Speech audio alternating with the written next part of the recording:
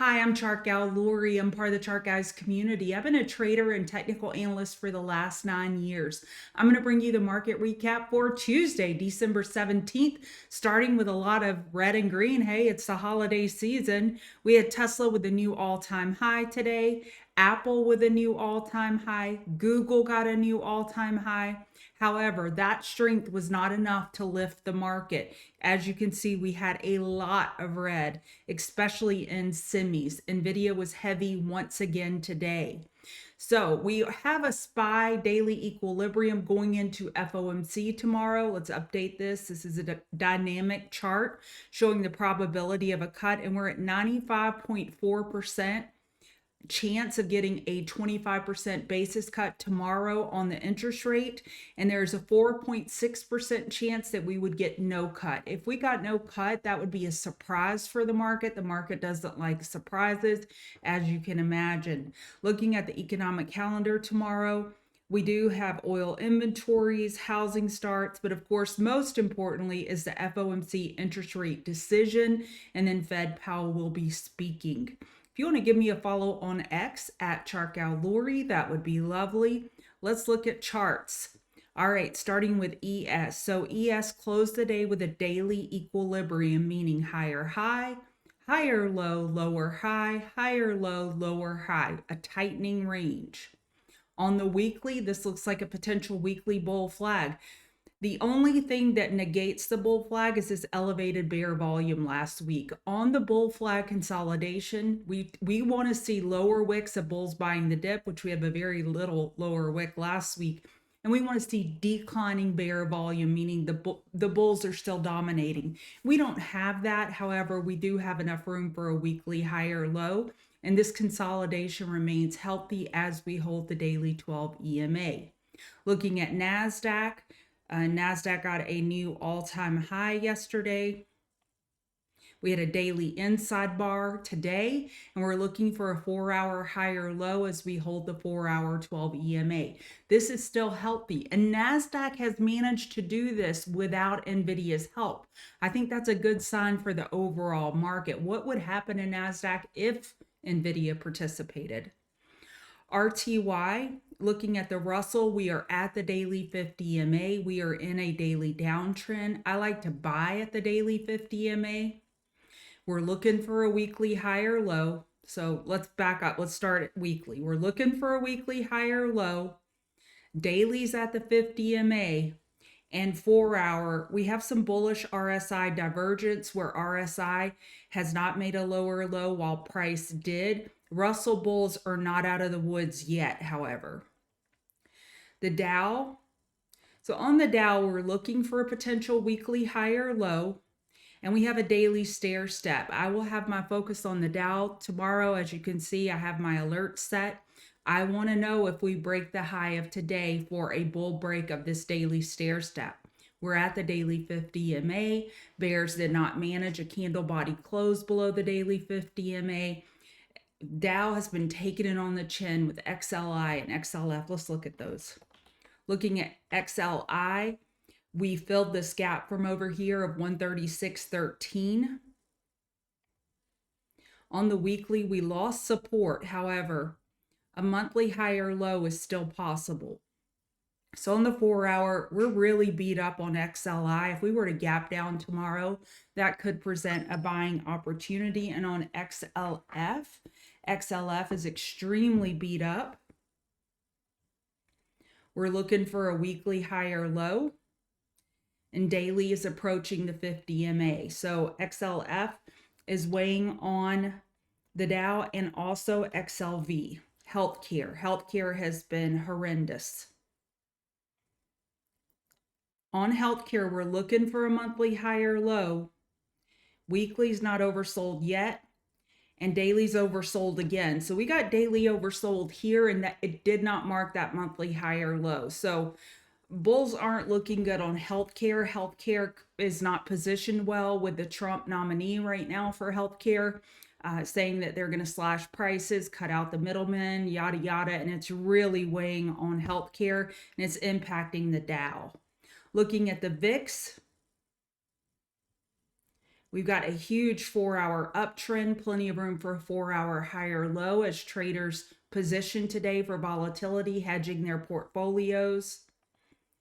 So we have a daily uptrend right now. We're approaching the daily 200 MA from below. We'll see if this continues into tomorrow ahead of FOMC. Bitcoin with a new all-time high today. And I like to repeat this, not for just for your benefit, but for my benefit as well. There is nothing bearish about new all-time highs, nothing. So typically the first pullback is a reason to buy. We have an hourly equilibrium right now. Back burners are still on the menu as long as Bitcoin is pushing up. Ethereum is lagging Bitcoin. We are looking for a daily higher low.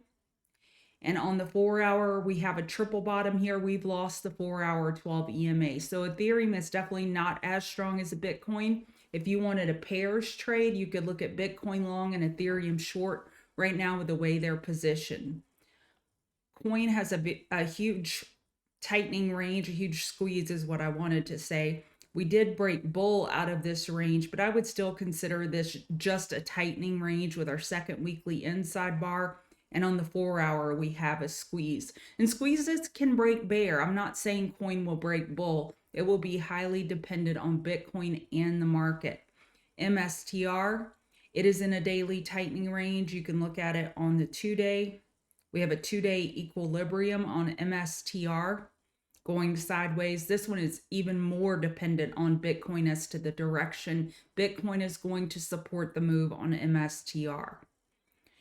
We have the dollar with a potential daily bull flag. And as we know, FOMC greatly impacts dollar, gold, and the indices. So just be aware of that. We have a 4-hour tightening range on the dollar right now with a 4-hour equilibrium.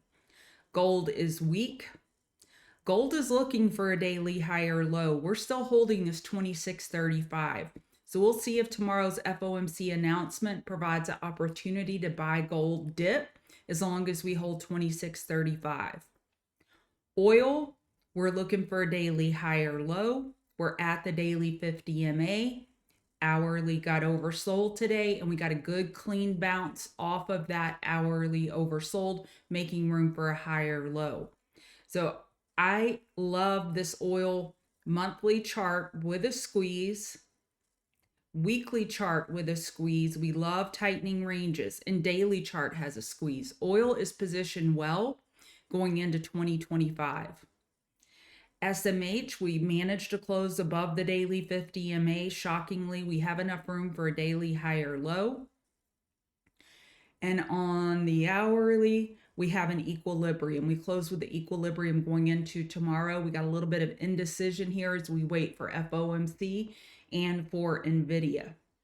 So on NVIDIA, we had this head and shoulders. It looks a little better on the 3-day, but this head and shoulders break bear. And now we're looking at the 2-week. On the 2-week, we're looking for a higher low on NVIDIA. So NVIDIA had some news that China's investigating it overnight. We had that news come out. It really weighed on NVIDIA. We are not oversold on the daily yet, but we are looking for a 2-week higher low. So we'll see if we were to get a market bounce, we would look to NVIDIA for market leadership. Everyone else has been carrying their load except for NVIDIA. Speaking of carrying their load, Apple, huge move, new all-time high, plenty of room for a 4-hour higher low. 4-hour 12 EMA has been support since November 18th. Bulls are large and in charge. Amazon, we couldn't get over 233 today and we pulled back. We're still holding the 4-hour 12 EMA, daily uptrend.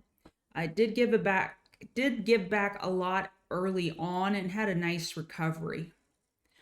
Google closed near the low of day. We got a new all-time high today, but we have an upper wick of profit taking. We have plenty of room for a daily higher low compared to 189.64. Meta had an 8-hour, I believe, head and shoulders here. It's still intact for tomorrow. if we were to break 616.39. So Meta did not participate in the tech move today. Microsoft, daily higher low is set. Bulls are looking pretty good here. I love this rounded bottom on Microsoft. It even has a cup and handle look to it. Microsoft looking good. We're not at all-time highs. We had this weekly squeeze break bull. It looks great. Speaking of looking great, Tesla, hi, how are you? You beautiful thing, you. Tesla's parabolic at this point. We will be looking for a blow off top, and back burners are still part of the trading strategy here. We got oversold here on the 5-minute, and it provided a great bounce opportunity. So tomorrow I'd be looking for a 15-minute back burner on Tesla. We covered XLF. It has been weak in XLV. MSOS, it had a nice bounce today, getting over the prior day high. This is a bullish reversal candle, outside bar. We'll see if we can confirm that tomorrow. And can marijuana, get a leg up? The quantum stocks, I just have to pause for a second and give it the respect it deserves. Look at this candle. Look at this buying. What's the volume today? 187 million, 4 times the average volume.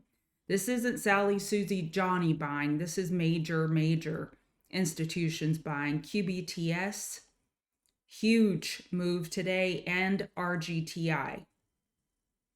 RGTI closed strong. So RGTI was kind of slower to join the party today, but it closed very strong. Back burners are on the menu for quantum stocks, and as Dan has been pointing out, also be on the watch for potential dilution. I believe it was QBTS that did dilution last week. So, these companies are emerging companies. They need capital. So just be careful of dilution. Make sure your position sizing, reflects the possibility of dilution and you're preparing for that risk. All right, that is it for the market recap. Thank you for joining me.